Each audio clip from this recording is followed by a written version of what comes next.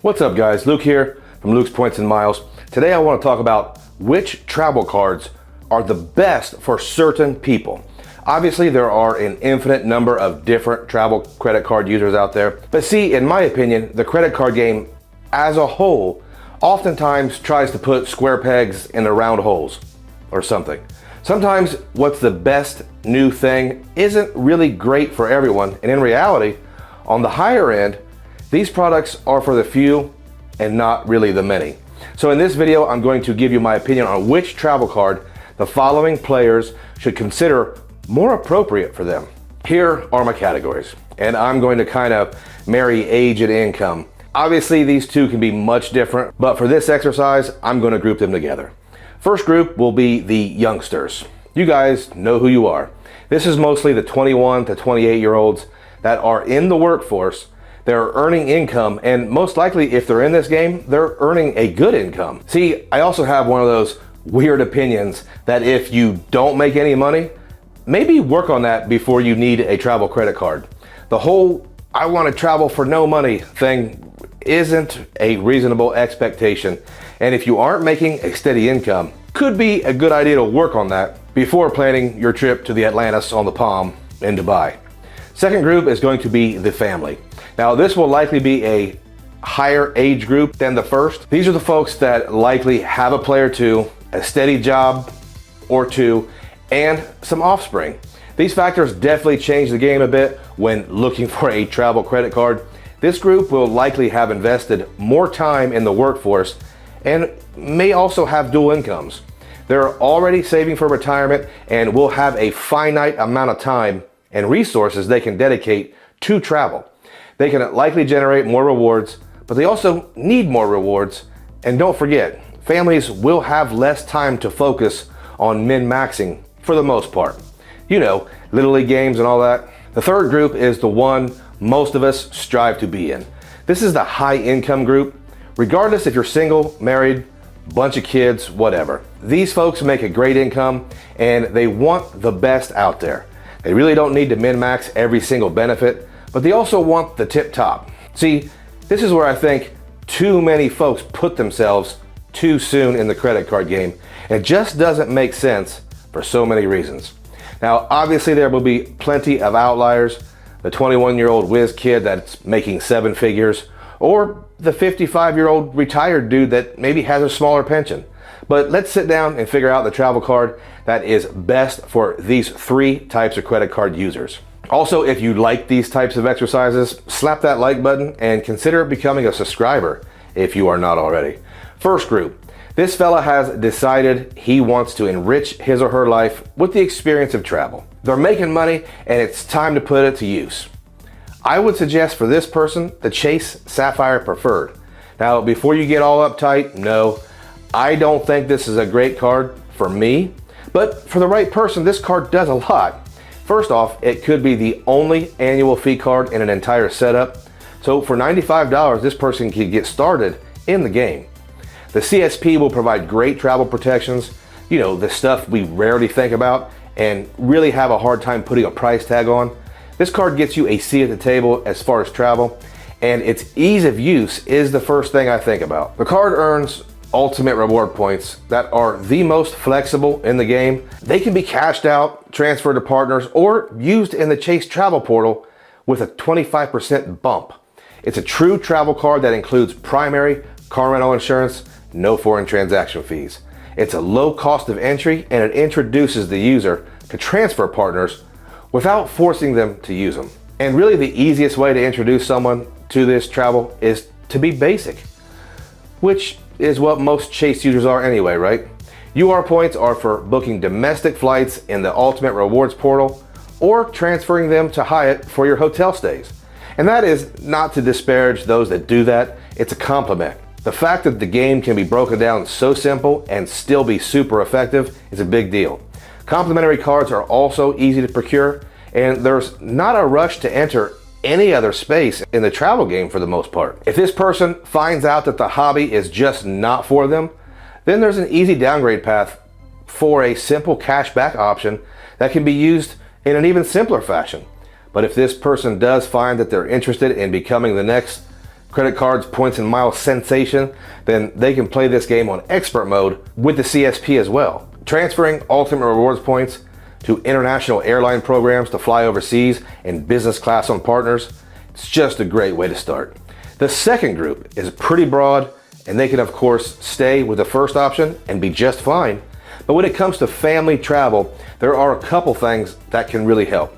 Lounge access. Everyone can understand that lounge access can really change the overall morale of your travelers. And if you've ever taken a 5-year-old overseas, you know there's a slippery slope between comfortable and resting to full-on misery. For this traveler, I like the Capital One Venture X. The Venture X is going to come with a hefty $395 annual fee. And if you're watching this, you likely already know that it comes with a $300 travel credit within the Capital One travel portal and an anniversary bonus of 10,000 Capital One miles after your first year.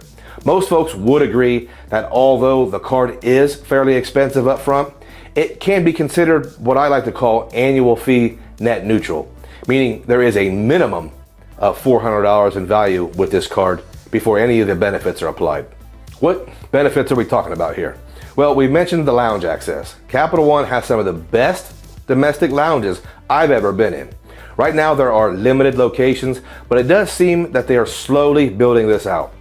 And the card grants the user a priority pass, which includes over 1,000 lounges worldwide. Now, a lot of those will not be luxury or even good, but it could actually be a relatively quiet place for your child to play on a tablet and rest between flights. Should also be a decent place to grab a complimentary cup of coffee. Notice I didn't say free. This card also grants 4 authorized users for free, so it's very possible for everyone to have their own card. This card also has primary rental car insurance, plus cell phone protection. It's a full service travel card. The card earns double miles on everything, so it's a great catch-all for folks that have a million things on their minds that might not include credit card miles. Speaking of simplicity, this card also pairs really well with the Saver or Saver One, and that is really great for a player too that might not be as enthusiastic as us when it comes to playing the game. Downsides: there's no boost in the portal and the partners are a little limiting. Personally, I can get along just fine with the Capital One partners, but there isn't a strong domestic airline and they don't have the best hotel partners. Also, Capital Ones can be a little frustrating to be approved for. I use the Capital One Venture X and the Saver One. I get great value from that program, and I'm also in this family group. But what about the high earners, the players, the ballers? These people really like to travel, like a lot. These folks are much less interested in fees, more interested in how they can feel valued. And for them, there's no substitute for the Big Daddy American Express Platinum Card. The $695 annual fee is no big deal to them because they need access to the Centurion Lounge as well as the Premium Plaza lounges, the Priority Pass lounges, and sometimes the Delta Sky Clubs.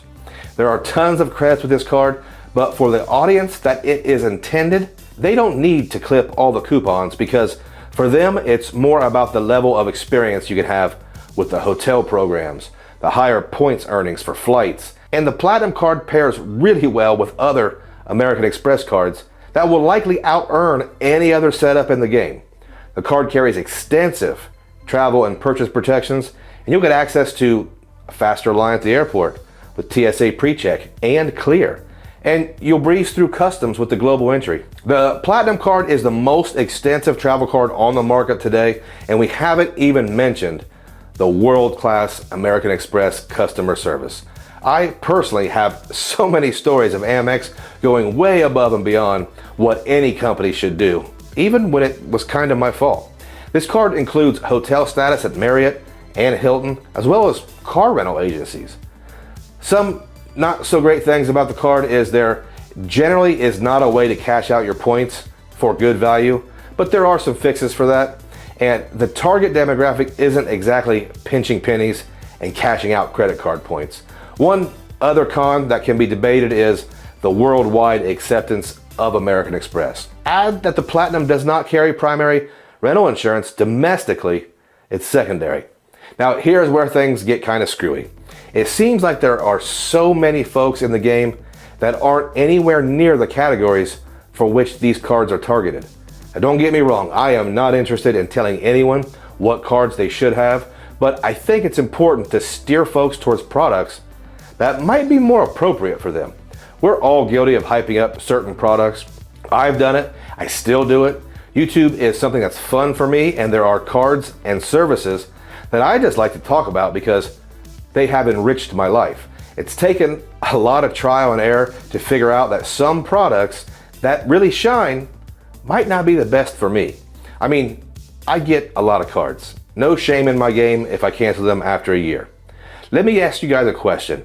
Do you think you may have gotten a hyped up card, later realized maybe it wasn't for you? Doesn't mean you regret it, just means you realize there may be better products for you. Alright guys, that is it for me as far as what I think are the most optimal cards for these three demographics. One last thing though, I always suggest that you use a shopping portal for all your retail shopping. I also suggest Rakuten. I use Rakuten for all my retail shopping because it's easy to use, they have competitive earnings. But one thing about Rakuten is that you can opt to earn Amex MR points in lieu of cash back, making those much more valuable, at least for me. Use my link in the description and you'll get $30 cash back or 3,000 MR points on your very first purchase. Do it, it's free money. And as always guys, I appreciate every single one of you and I want to thank you for stopping by.